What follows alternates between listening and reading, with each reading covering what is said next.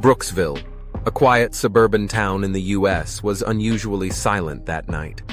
It was almost a quarter to midnight when Emily was returning home after her late-night shift. The streetlights cast weak, eerie beams, stretching long shadows across the empty road. Normally, her street had a bit of life even at night, but tonight it was completely deserted. Suddenly, Emily felt as if someone was walking behind her.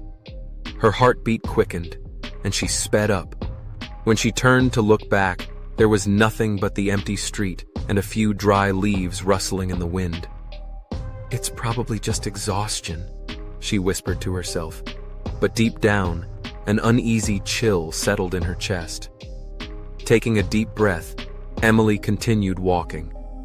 As she turned a corner, her eyes caught something on the wall. A faint shadow. It was shaped like a person, but there was no one there.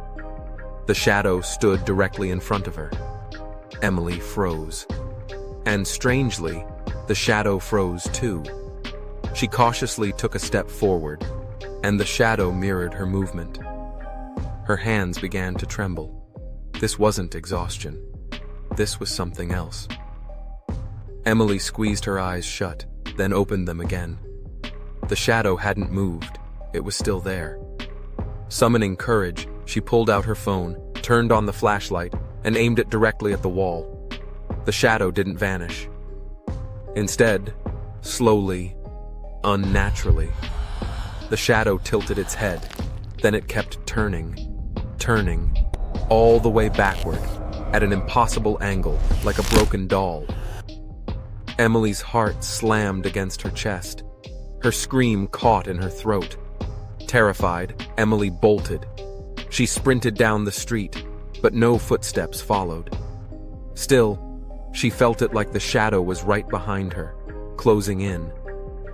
The air grew icy cold, as if invisible fingers were reaching out to grab her.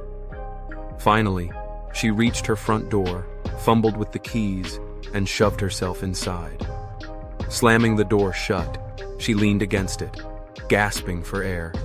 Her whole body trembled. Trying to call herself, Emily walked into her bedroom and stood in front of the mirror. Her reflection looked perfectly normal.